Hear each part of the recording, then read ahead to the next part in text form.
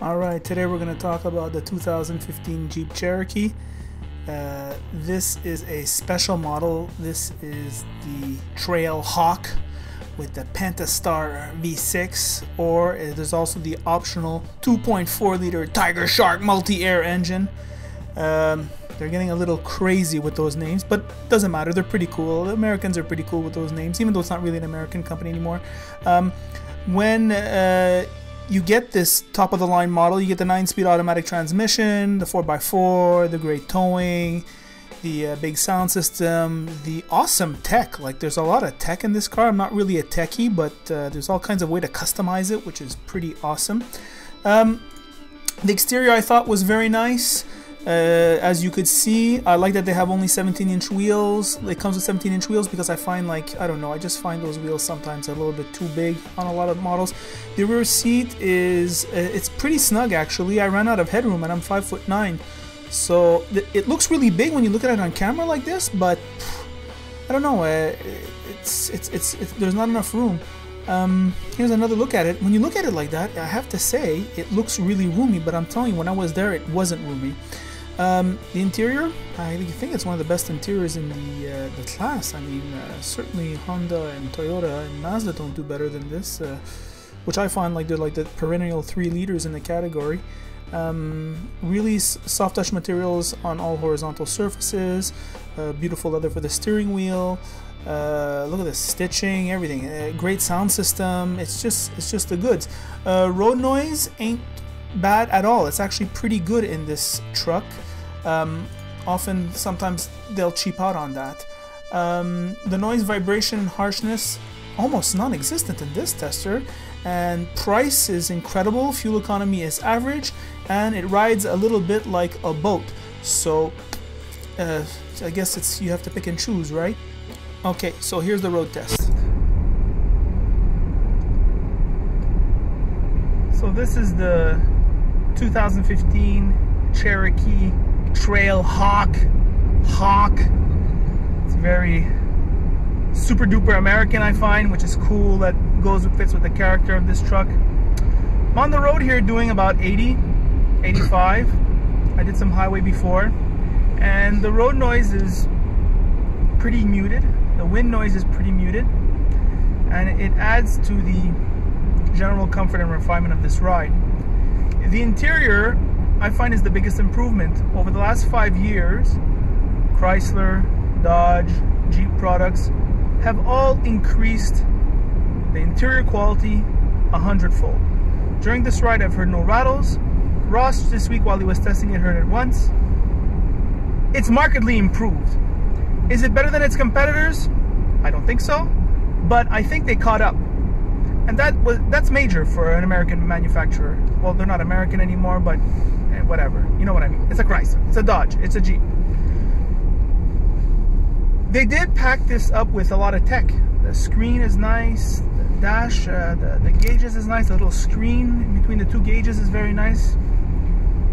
You feel your money. This thing costs about $40,000, equipped the way it is, plus tax. I'm feeling it. I don't know about others, but I'm feeling it.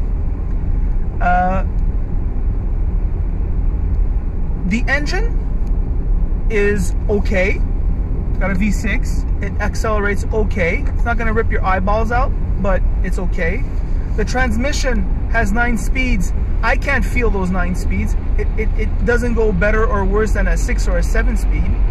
So maybe it shows in the in the mileage, in the fuel economy. Doesn't seem to be doing better fuel economy than any of its competitors. So I don't know. I don't know about that. Sounds more like a gimmick to me. At one point in time, I'm not sure like the benefit, how many gears. Like, it's an overkill at one point, I think. And it's also maybe bragging rights. The visibility is very good in this truck. I have no problem seeing out. Big fat rear view mirror. I like a big fat rear view mirror. This panoramic roof is just nuts. When you're sitting in back though, you do run out of headroom very fast. I mean, I'm 5'9" and my head was rubbing on top. It's not very roomy back there, I have to say. And when you're a vehicle that's made like a box, there's no real reason why the people responsible for the packaging did not think of that better. I don't know, it's my personal opinion. For example, my dad's CRV, a 2013 CRV, is more or less the same size vehicle, yet the Honda packaging is so much better. Okay, I just tried the radio. It plays great.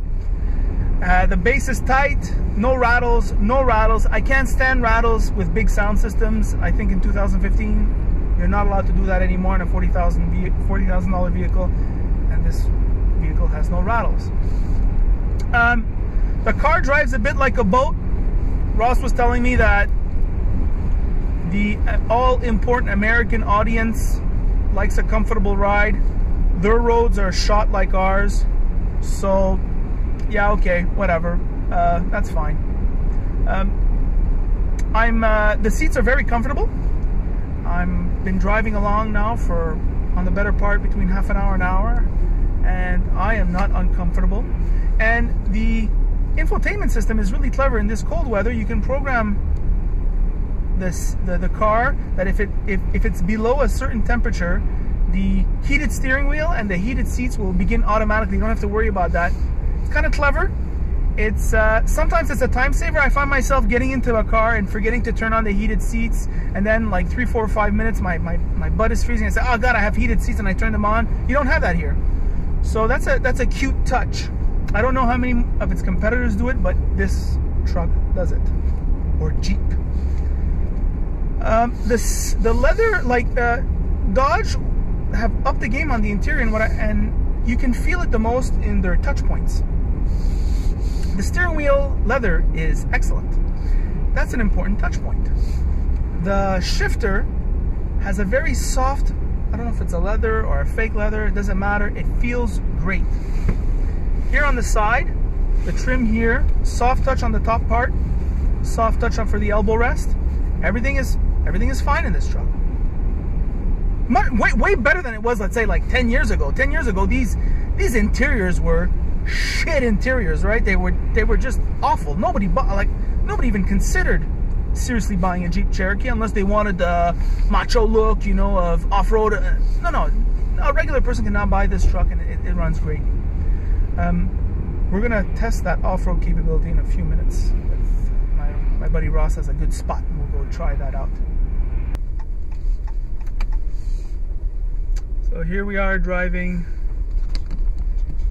in the Quebec outback. So this road has not been plowed. It's a dirt road, and it's bumpy and everything. And this Jeep Cherokee Trail Hawk is just making mincemeat out of this road. No problemo. No problemo. I have the feeling I could go ride it in the ditch and it would get out. So this is pretty heavy duty